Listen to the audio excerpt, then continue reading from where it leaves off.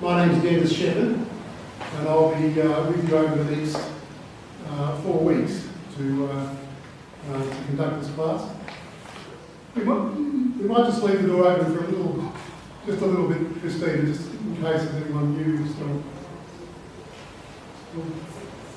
What's happening? Do you want me to open the windows or you find? Oh, it's a bit hot. I reckon we should, yes, so maybe we can do that, just a little bit of the I see someone shaking heads and some saying no. It might not be a bad idea to get a bit of air in though, just to say. Yeah, I think so.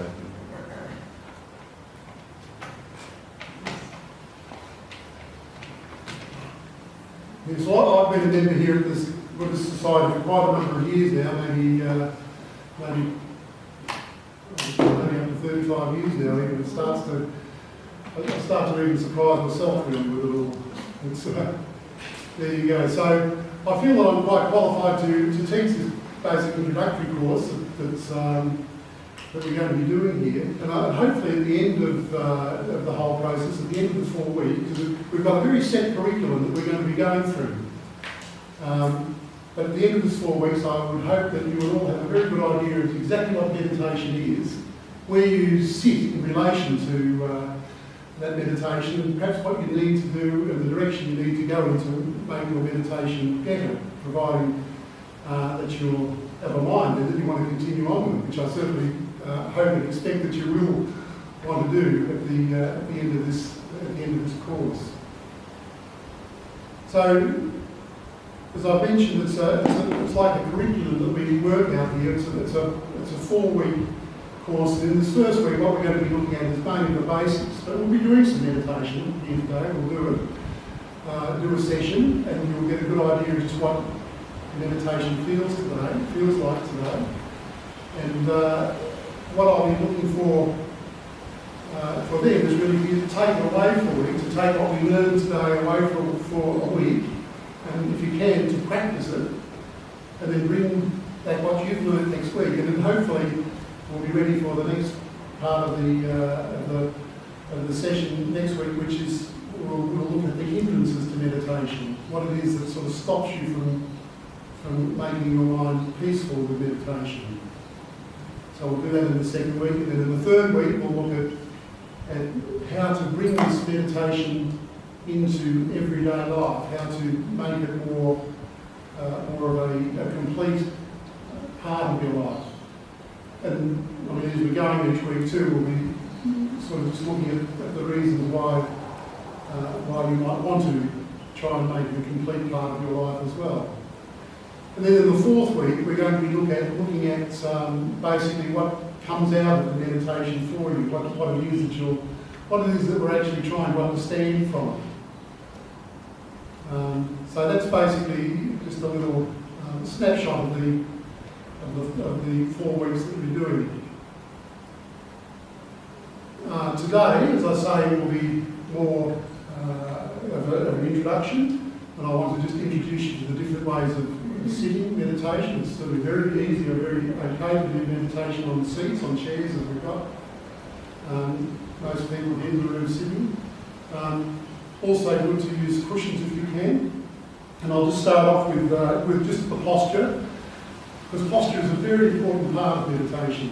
Just as in fact it took me a long time to really understand just how important bringing the right energy into your body is for this.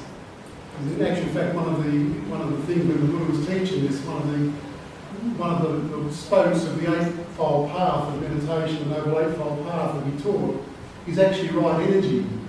And I didn't really give it that a whole lot of thought until many years after I sort of practiced meditation. So hopefully I'll be able to just indicate to you why that's important at an early stage for you all.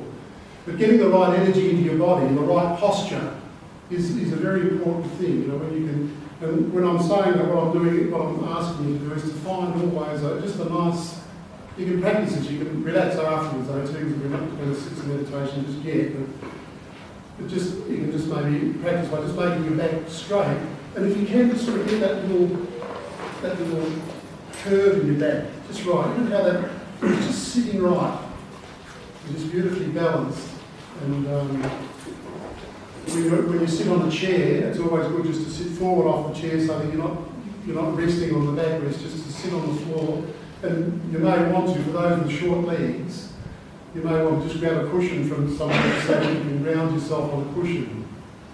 And then just sort of sit on the chair, just sit forward so that your back is not being supported on the back of the chair, and then just sit with your back straight. On the floor, well, we've got some wonderful examples here of meditation. Most classes I can usually show, there's usually a way for someone to show the absolute pinnacle of sitting on the floor, and that's to do a full lotus. I don't know if any of you do. We're looking here at a half lotus. This gentleman here with one leg. The full lotus is when the leg that's underneath comes up onto the top. There's usually someone around under it, but perhaps you might have to just imagine in this class what that's like. The full lotus is what the Buddha used to sit in, the posture that he sat in, and that posture is sort of brilliant if you're young enough to practice it, because it actually locks your back into that right posture, the way that just to get that curve in your back right. If you can sit like this gentleman here in a half lotus, that's good. Or the only thing I can really achieve is what we call a Burmese posture, which is just legs folded in front. But when you're sitting on the floor, you're mainly just looking to try and find a triangular base for yourself, just so that you're not going to fall over too much. So you try and put the knees down as far as you can, and then just sit in this sort of triangular configuration.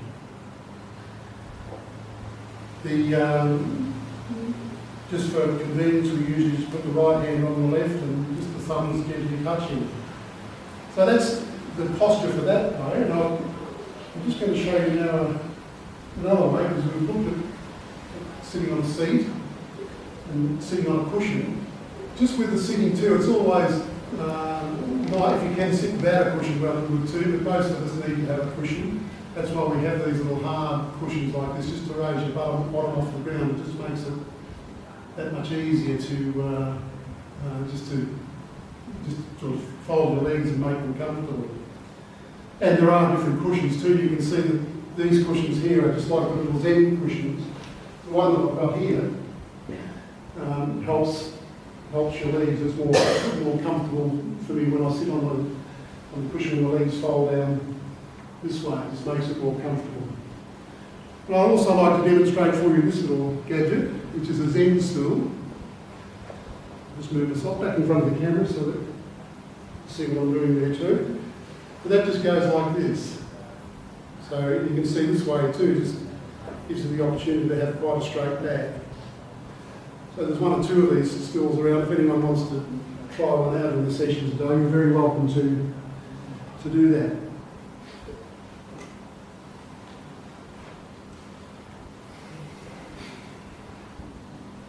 So, I think that basically covers the posture and just the way that we sit.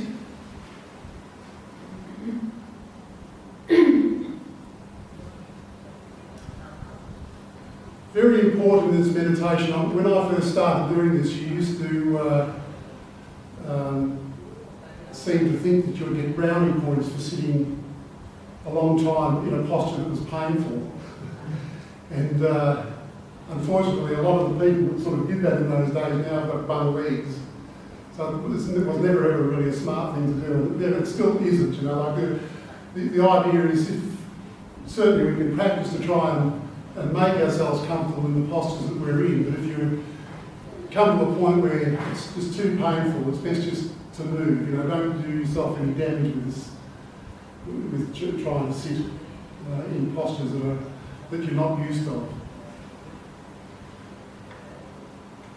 So, we'll be all here today probably for many and varied reasons. I know that people attend these classes for a lot of different reasons. I know some people have been advised to come so that you can become more relaxed or to help with the stress. Some people I know will be coming because of, they would like to probably understand a little bit more about Buddhism. But the class itself is not, we're not really, the class is never really about trying to proselytise or to do anything like that. It's a, I feel confident that people would come along to a class like this and just take away, what they need really from the class. Because this meditation is it's certainly not just a Buddhist thing. The way the Buddha taught it, I think, was just amazing. Myself, I just never cease to be amazed when I sort of go through the sutras and just look at the different stories and the different lists and that I'll tell you more about as we go along that the Buddha made. It was just remarkable that there could be a man that many years ago, 2,600 years ago, trying to set a system out like this. But nonetheless, I'm very aware that this meditation can be taken and applied in many different ways. And that's certainly the way that we come at it from here. We're certainly not trying to turn you all into Buddhists.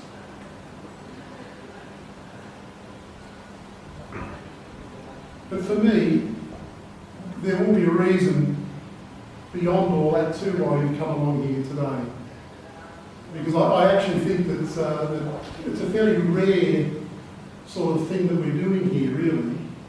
Just coming along to make our minds peaceful. It's not like a thing that you would do, like it's probably not going to make the West Australian tomorrow morning, is it? Because 20 people came along to Molinara to make their minds peaceful. It's never a big headline. It's more an uncommon thing that one might sort of do. So to have you all here, and I just think that you first of all need to just acknowledge yourself that it's actually really good karma to come along here and actually do this. Just do this, just so even for you all to realise that you need to come along and that there is benefit for you. Somehow or other you've already decided that there's benefit in making your minds peaceful. And I hope by the end of the 4 weeks that you'll see that decision you've made was a justified decision to make. Because it's a very, I've never ceased to be amazed really at how mysterious it is, this thing that we're involved in here, this world that we live on, this planet that we live on here. And when you look out from that, I mean, it might even just sort of seem fairly ordinary, just sort of sitting here, we're sitting in a class, and that's sort of ordinary in itself. But when you just, in this moment, kind of take our attention up to sort of look at, here we are in the city of Perth, and Perth's on this planet, and the planet has a moon going around it for some reason. And the moon and this planet is sort of going around the sun, and the sun itself is sort of taking the Earth and this retinue of planets with it through space. We're hurtling through space. It's mysterious, isn't it? Once you start to sort of see things this way, it's a great mystery. What's all this about? Why are we? What are we involved in here? Because most of our lives, we wouldn't even really think like that. We just think, well, I've got to get up and go to work tomorrow. I've got petrol in the car. I've got to feed the baby or make the dinner. It's all these little tasks that we can tend easily to just become involved in. We never ever look at the bigger picture. But you will find that as we're doing this meditation, this bigger picture does come into view. And it's just astonishing really what you can notice, what you can actually see when we start to understand what it is that we're looking at as we start to look deeper into this, what I would call this present moment. Because I think at sort of any basic level, I think we can all understand that this present moment now is fairly important, like in terms of truth. I think most of us can understand at some level that what's happened yesterday or the week before or last year or last century, it's certainly got its importance in a way, and it's certainly there's a wash that comes through into the present. But we all know that there's no reality there, don't we? We kind of know that what's gone is gone. It's finished. And the same with the future. We can think, what we're going to do tomorrow or the next day. But in reality, we don't even know if the sun's going to come up tomorrow, do we? We don't even know that much. There's probably a fair bit that it is, that the sun will come up tomorrow. But we don't really know. So when you start to think like this, you start to appreciate the importance and the value of this present moment. Just what it is, what this present moment means. Just what this moment even here now that we're all experiencing together here, this relationship that we're forming together here. But as you start to get into this meditation, what we're actually doing is we're starting to even uncover that present moment even more. We're starting to look deeper into that present moment. And as you really start to look deep into that, and you start to understand just what I said there about the past and the future. One of our monks has a great way, Ram here, the abbot, has a great way of talking about this past and future as like when we lug around two really heavy suitcases. And he says, in this hand here we've got the suitcase with the past written on it. In this case here is the future. And all the time we seem to be sort of walking around with this, what have I got to do tomorrow, I've got this and this and this, or, I should have said that last week, or I shouldn't have done that, or all these problems from the past. We sort of carry all that around with us. But in this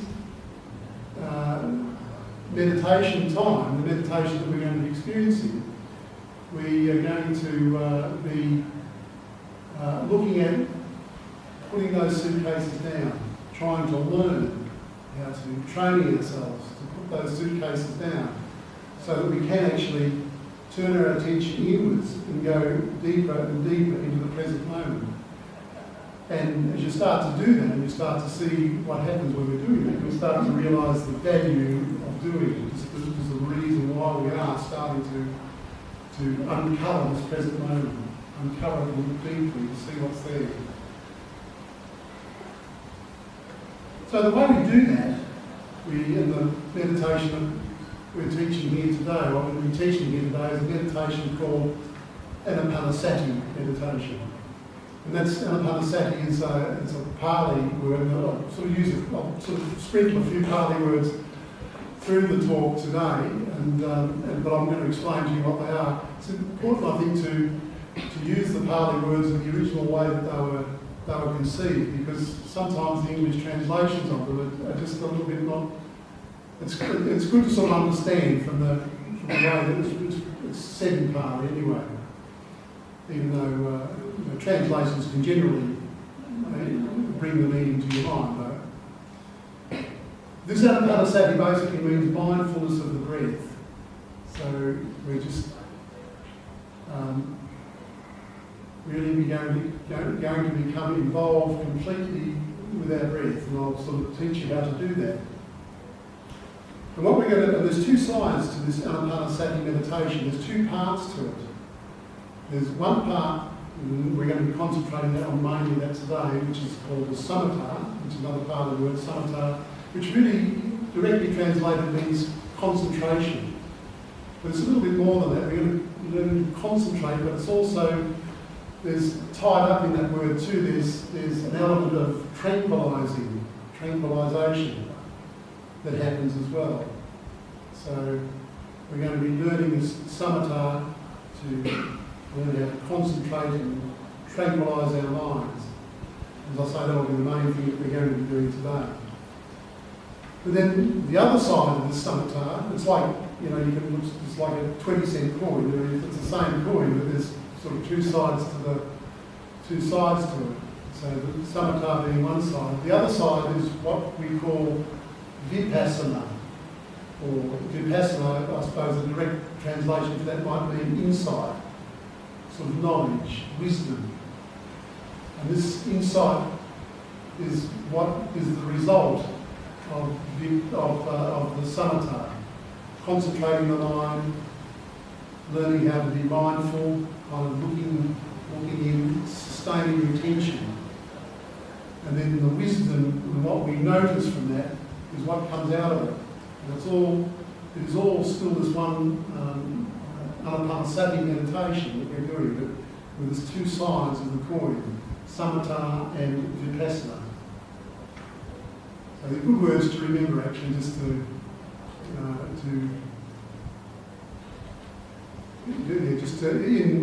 helping to understand what the process is. You will see, I think, most of you, that it's quite difficult to make your mind concentrated and peaceful, when you haven't done it before, because it is really something that goes against our normal brain. It's not usually what we do as human beings.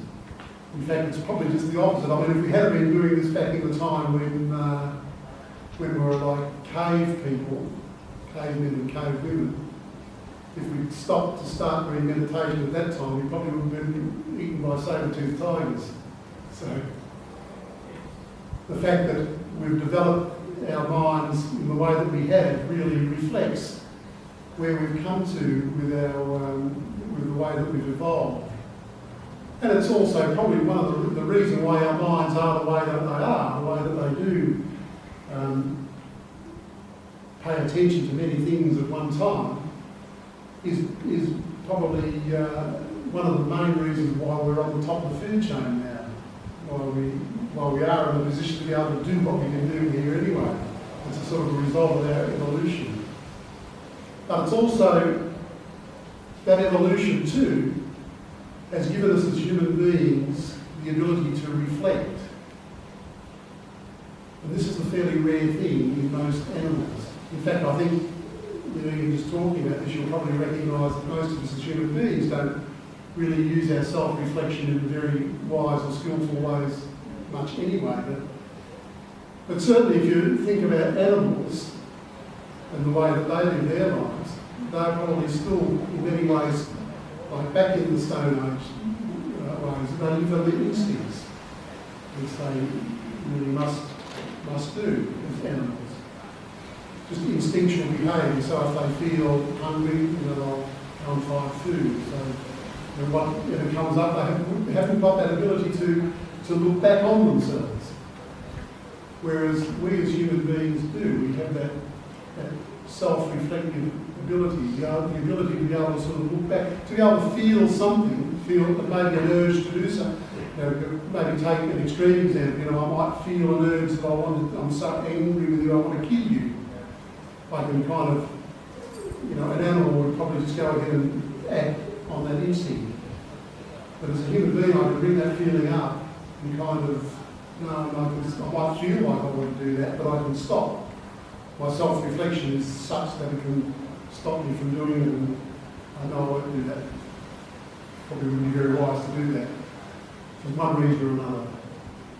So we have got that ability to self-reflect. And it's a very interesting thing, self-reflection, because it's like, in a way, the mind looking back on the mind. It's like taking your eye out and sort of turning your eye back to look at its own eye, at your own eye, isn't it, in a way? It's a sort of quite a strange thing, self-reflection. But that self-reflection gives us the ability to be able to sculpt ourselves in a way, to be able to train us to go in a certain direction.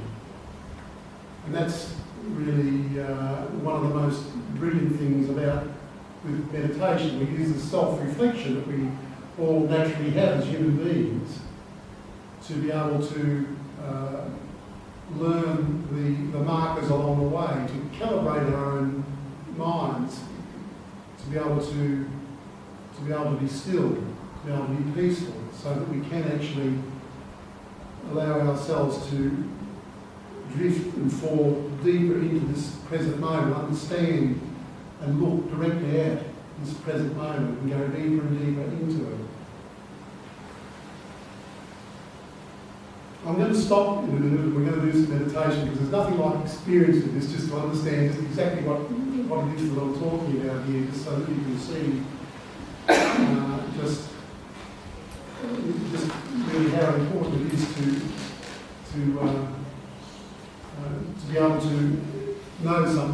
meditation.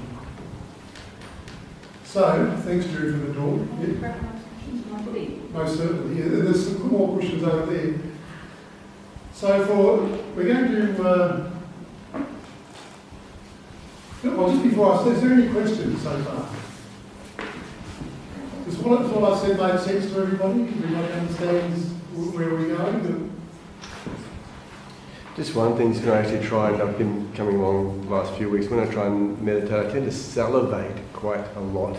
And someone said, rest your tongue on the roof of your mouth, something like that helps reduce that. So that's a technique. Is that correct? Yeah, well, that's certainly one thing that I would always advise you to do, what I was telling you to do anyway. Let the tongue come up to the top of the palate. Right. Yeah, and then just we'll see how that goes. All right. Yeah. Okay. Yeah. You haven't been doing that in the past? You haven't been aware of your tongue? Oh, I've just started, the last 3 or 4 weeks been coming along, just aware of the swallowing and, whether it had that sort of, that happening a fair bit. Yeah, no, that would be a good first thing to try anyway, just to rest your tongue against the top of your palate. Okay. Close your mouth and just breathe through your nose. So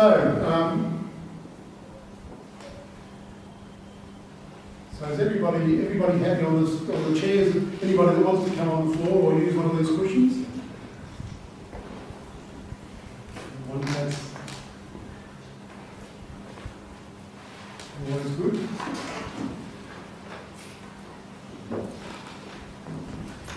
Okay, so as I say, if you're on the chair,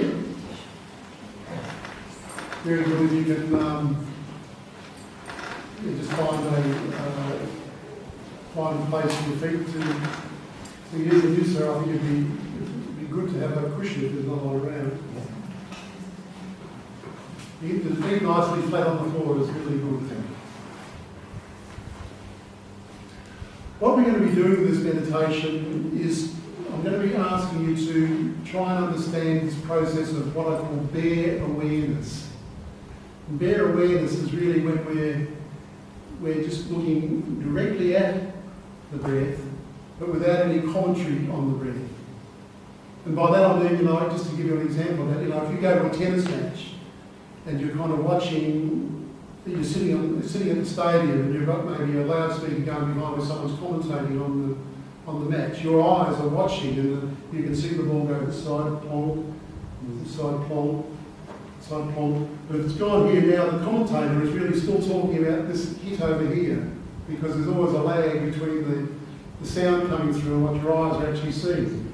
So you've already turned to here, but he's just describing what's happening over here. And you're back here, and he's describing what's happening over here.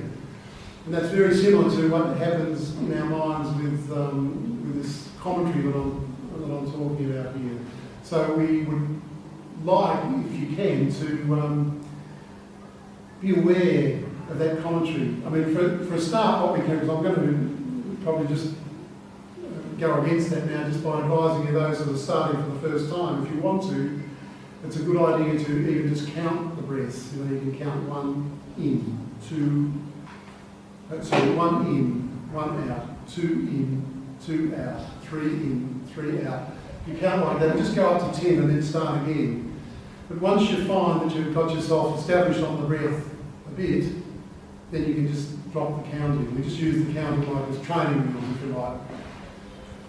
But where the breath comes, it's always nice just to, the way I like to see it is just on the tip of my nose here. I usually feel it here. I can feel the breath coming in, I feel it there. But this is not nose meditation, I'm just standing guard at that point, just knowing where the breath is.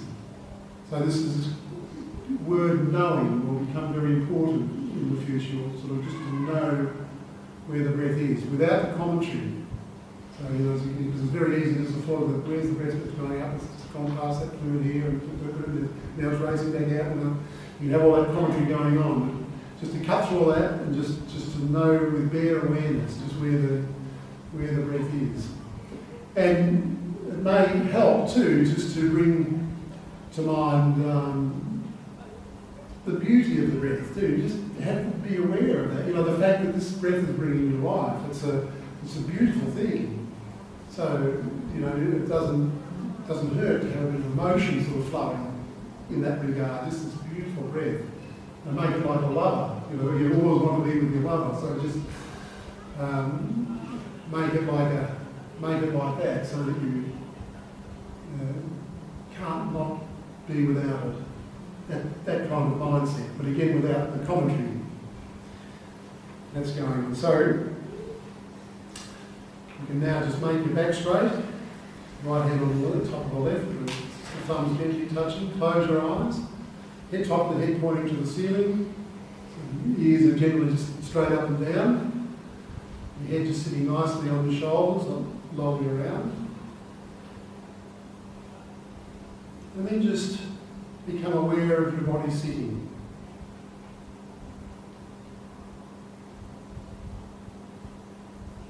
I'm going to just do just a quick run through your body, just so that you can feel anchored into it. But the first thing we do is just to make a resolution that this is meditation time now, so any extraneous thoughts that you might have, just let them all go and just cut through them. You can perhaps just bring your attention first of all to the tips of your toes. You might want to wiggle them if you need to, just to feel them. And then just start to bring your attention into your feet. And into your ankles. Just try and notice what you can see. You're up into your shins. Usually, sometimes it's possible to sense just the hardness of the shins, the bone that's there, the floppiness of the calf muscle behind. If there's any tensions anywhere there, just relaxing those tensions and just letting them go. And moving up through the knees and the thighs. Just noticing any tension around the knees.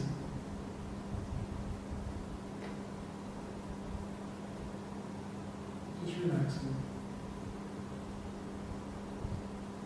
And feeling your body, the bottom sitting. Moving the attention up through the lower back, stomach. Usually around the stomach there's always something happening around there, gurgling, movement. And up into the chest area, just find the different rhythms that are there.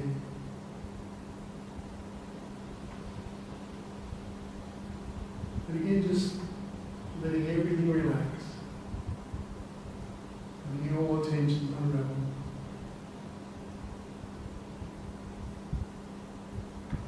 And just feeling your arms just hanging by your sides and lying again at the elbows. Into the forearms, wrists and around the hands, the tips of the fingers. There's always plenty of sensation there.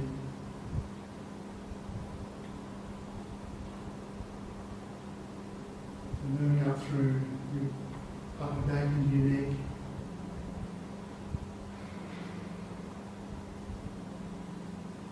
Into the head. Perhaps checking around behind the eyes and up into the head. And just, again, if there's any tensions anywhere, just let them relax. Just focus on them so that they just relax.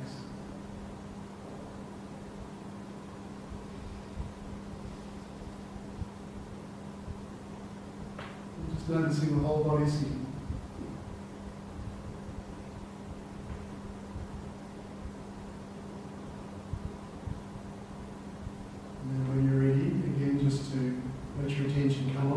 Wherever you might want to feel it, whether it's is at the tip of the nose or it's quite okay to feel it at the diaphragm.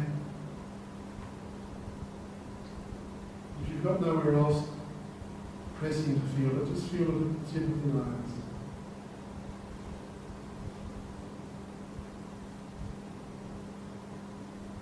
And just start to become aware if the breath is going in and going out.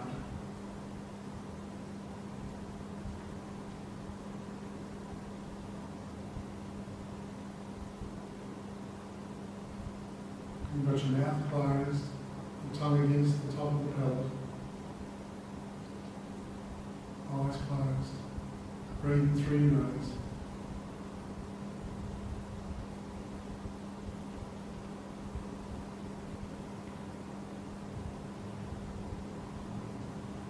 What's very important is as soon as you realise that you're no longer focusing on your breath, you're no longer watching the breath, you just need to cut through wherever you've gone to. Just do that very gently but very firmly, and then bring your attention back to the breath.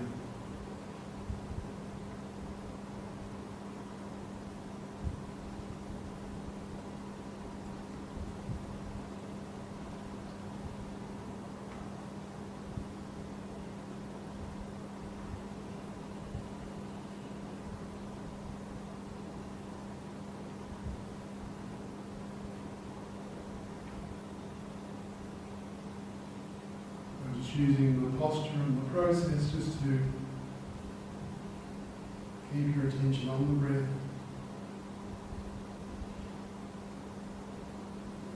And start to notice how, as you stay on the breath, the mind will become more concentrated on it,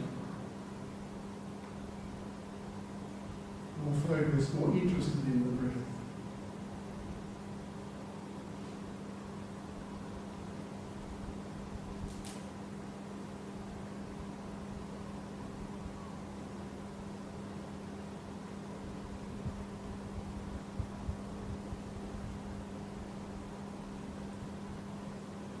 Very important, as soon as you know that your mind has moved, this is a point of awareness.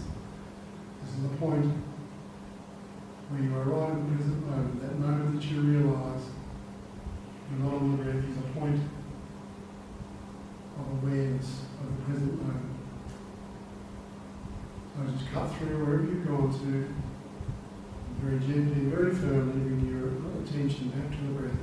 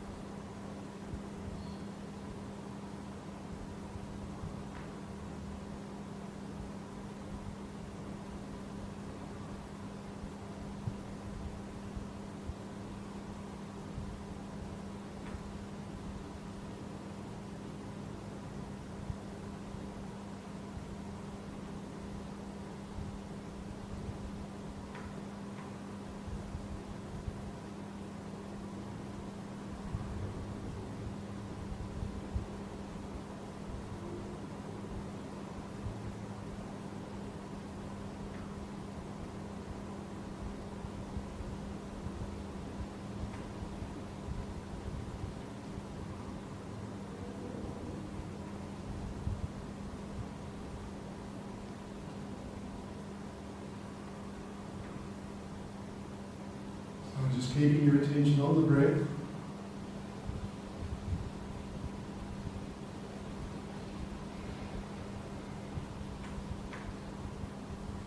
If you need to just revitalise the energy, you can just bring some energy in and address your posture.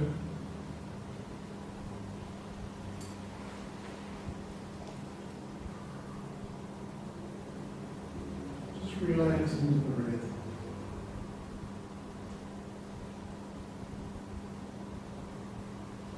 It's a beautiful breath.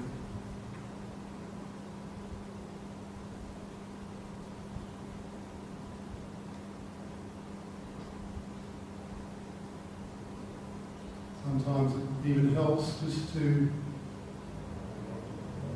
allow your face just to relax into a little smile, just a little, turning just the edges of your lips up.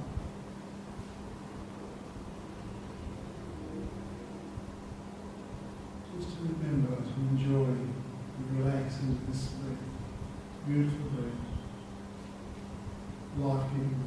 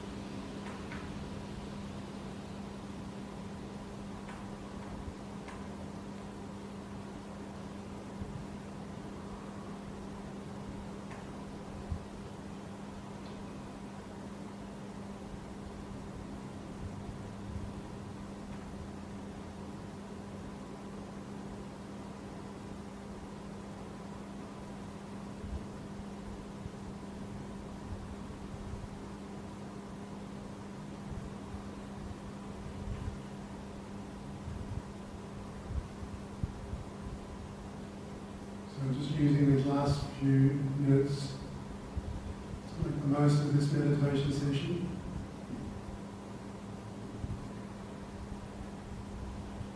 Continuing to apply concentration on the breath. Beautiful breath.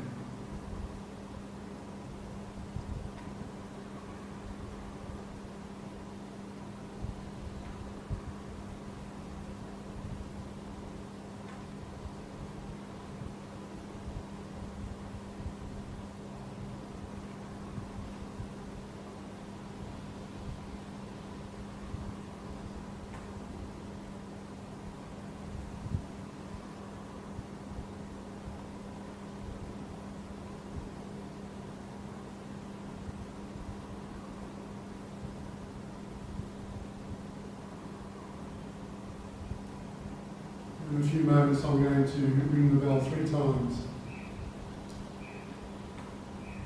And when you hear the first ring of the bell, I'd like you just to keep your eyes closed. I'd like you just to start to reflect on what's happened for you. Just what it feels like now compared to when you started. Perhaps what you felt you did right. Perhaps what you might try different this time. It's like a little stock take, check up. Just over the period of the resonance of the 3 bells. And when the final ringing finishes, you can then just gently open your eyes.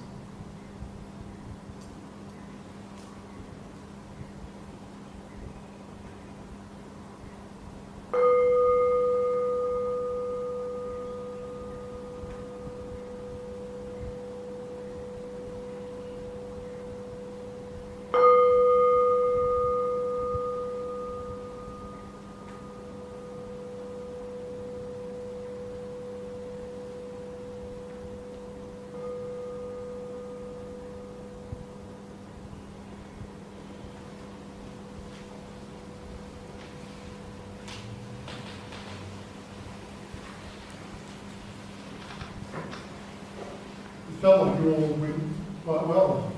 You really felt quite still. Did anyone manage to keep their attention on the breath the whole period? Is there anyone?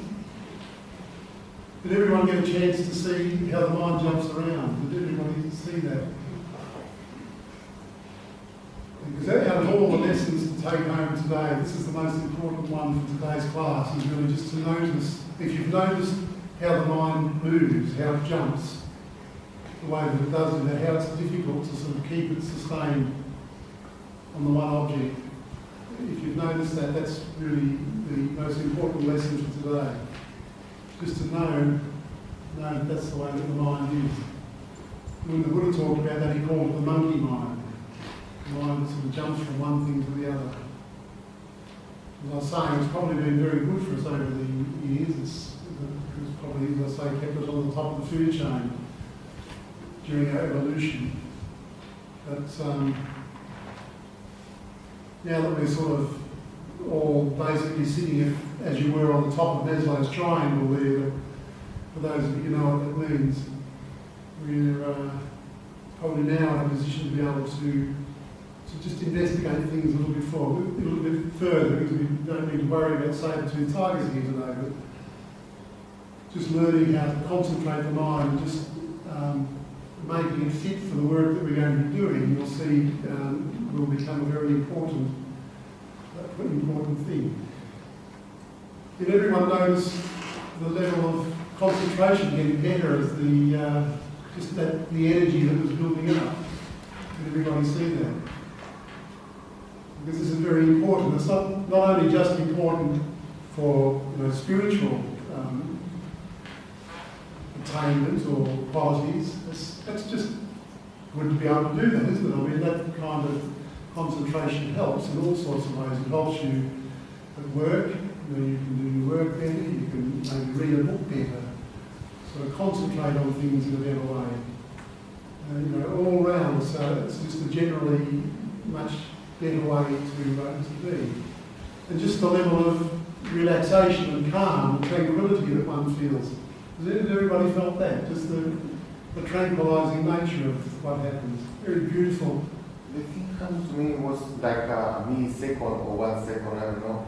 It was like I felt like when I was reading, in one time was like I did breathe in, my breathing came from whole body, Yes. and when it was out, my whole body was breathing out. And in that moment I feel no pain, no nothing. I feel only like joy, happiness. I feel really good. Also, 1 second. But it's good. Yeah. May it continue to happen for you. Yes, it can be a very joyful experience. And if you can sort of turn it into that. And that's really what we do. As we go on over the next couple of weeks, we'll talk more about that. I'll talk more about the emotional side of this too. It's very important to have the emotions right as well in this process. To find that balance between your head and your heart. We'll talk about that more in the probably next week. But for now, what I wanted to tell you though too is just a few more, because whenever you teach like this, I'm teaching more like through metaphors. And it's all these metaphors and stories are all sort of good, I think, to. Can I just ask you, how are you not supposed to fall asleep?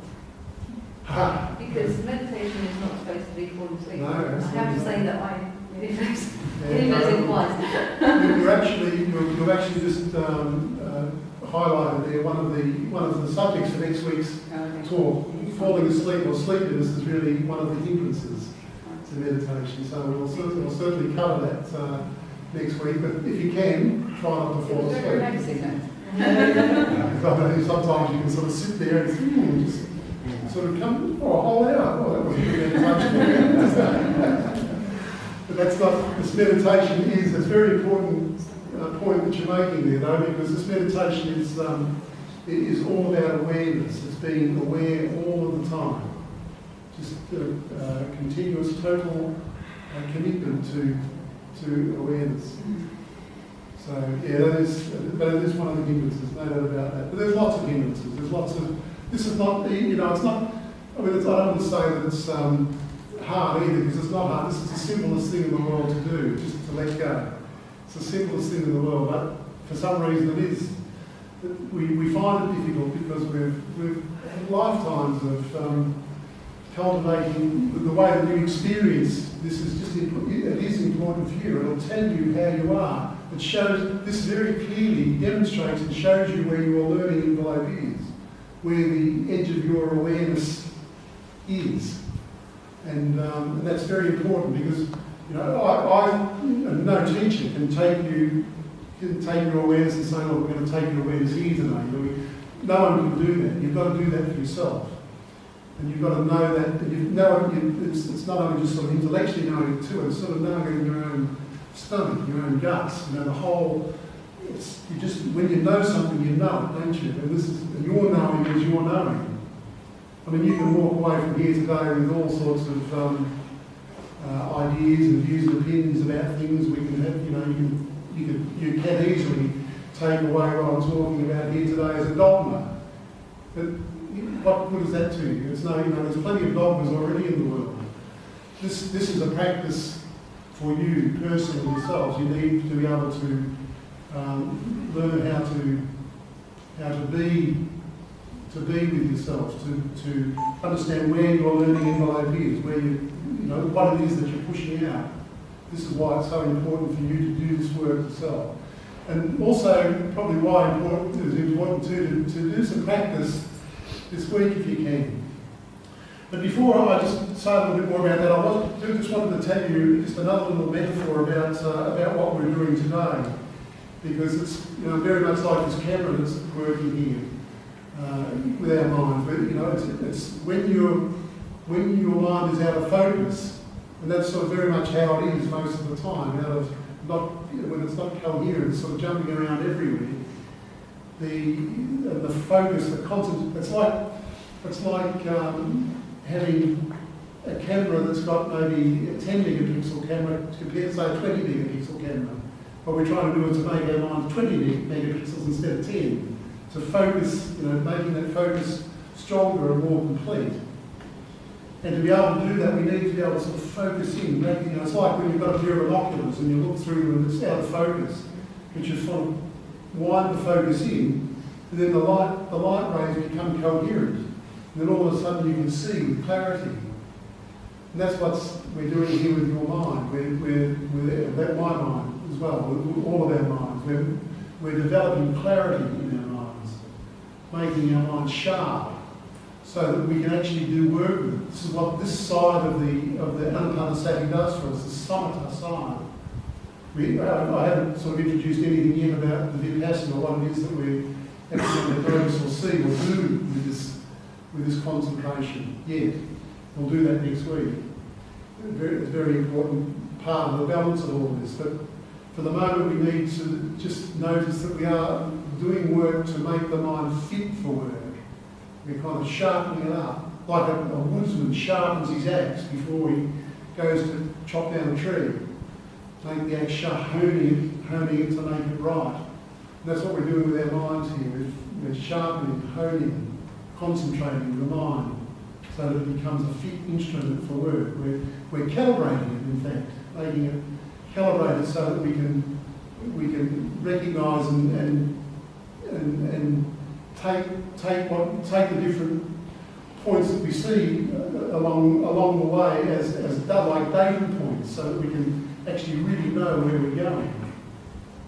This is what sharpening the mind is, making it clear and precise and clear. With the clarity that's there, this word clarity, will start to really resonate with you eventually. By the end of the 4 weeks, hopefully it will know just what I'm talking about. But that clarity would have already started to come for you at the end of this one session today. But next week we're going to take that clarity and apply it to look at our minds, to look directly at our minds, to do this process of turning the mind around so that we're actually self-reflecting, able to sort of see, and then we'll be able to sort of see more, just again, where our learning body is. Because you'll find for most of us, we've all got little demons inside us, different things that are troubles, and this meditation is a wonderful thing to uncover all that. As the peace of your mind becomes more and more, as the mind becomes more still, goes down more and more still. But you might find that as it's going down, there might be something that pokes up that you haven't seen for some time. It might be could be anything. Important thing to say here, though, if something like that does happen, though, and it just happens to be something that may be a little bit scary or fearful for you, just know that this process that we're doing here is a good process. What we are doing here is we're practicing goodness. This is a good process. So anything that sort of comes into your mind, anything that is maybe a bit scary or fearful or anything like that, just have confidence to know that what we're doing is really good. There is nothing bad about this, it's all good. And if you can have confidence in that, as if there are things, then hopefully there won't be too much for you. But if there are little things that come up, or little memories, you can just let them come up and let them go. This is part of what the process is too. We're gradually making the mind more and more and more still as we're sort of uncovering the moment, going deeper and deeper into the moment. Just letting all that stuff, whatever's there, just looking at it without fear and without favour. Just letting it come and just letting it go. Is there any questions so far about that? Anyone want to just report back about their experience of meditation? Have one good feedback?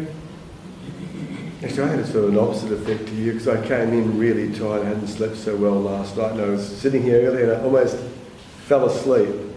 When we started doing the meditation, I just was focusing on the breath at various places of my body, and I feel like I've rested now. So, yeah, so you can sort of go one way to sleep and then looks like this time I went the other way. Kept that attention on my breath was somehow, and yeah, I feel like I've had a good Well, rest. it's a very energising thing. It is, that's because you're building up energy. You're kind of putting energy into your mind. You're building it up. It's like you're building a potential. It's like it's a great point that you make, actually, because it's like when you have a dam. You've got a creek that's running in the water running down. You put a dam here, and then the water starts to build up behind it. And as it builds up, because that's what we're basically doing here, we're stopping the mind from sort of thinking, just putting that dam there to stop all the thoughts. So the energy sort of comes down and it's building up a dam of potential. It's like a potential that's there. And the energy that is there, stored in that potential, can be quite remarkable, quite strong. That's one of the beauties of meditation, and what will help as we go on. We'll start to see it'll help with the clarity and the insight that it starts to be able to be noticed. Yeah, it's a good great point of view. Yes. If, say, for some reason we miss out the second one, how do we repeat it for the next month? Or Yeah, you is there can. any like a recording? Oh, yeah. Well, actually, you're sort of lucky this time. I'm going to record all this, so I'll be on the website somewhere. Okay. I'll tell you how to find that. But equally, these classes run every month, and it's a sort of similar thing. Sorry?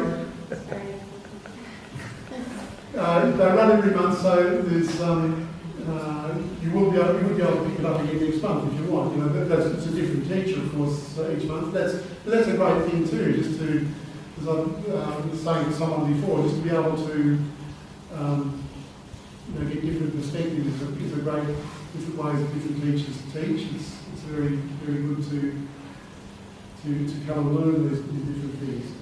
But equally, there'll be a handout as well that you can take It's away. not sure what to say. Every second. Basically, yeah, it's basically similar. But important today, though, just to tell you a little bit about how to proceed with your homework. Because for most people, if you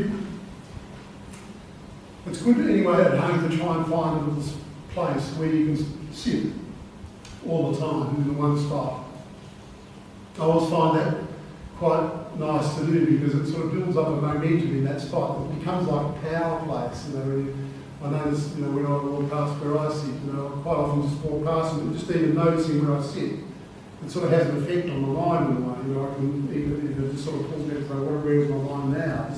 Just that much. But even just to see it there's somehow energy that I can sort of take from that spot even, just to bring in. It's quite amazing really how we can ascribe energy to these different things that we do.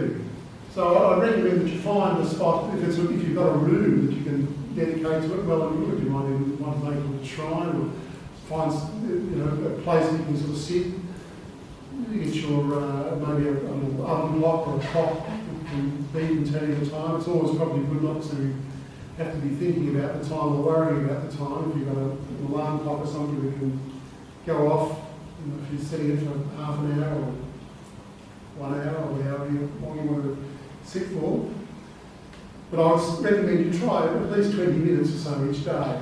You can do that. And whether it's in the morning or not, sometimes people say to me, I haven't got time to do this meditation. If it's like that, just get up a little bit earlier in the morning. But you'll find, just as this gentleman has pointed out here, you'll find that the meditation is probably better than sleeping anyway. In the end, it will be for you. But just get up that little bit earlier and just start your day off with some meditation. If you can, maybe end it with some meditation too. Always good if you can put some of it in the day as well. But just as much as you can do. So just 20 minutes a day, that's fine. You just start to notice how you go with it. Just do what we did today. Start to notice what you think the hindrances are. And next week, when we go over all the hindrances that are there, we'll be able to just confer and change notes concerned with what's happening.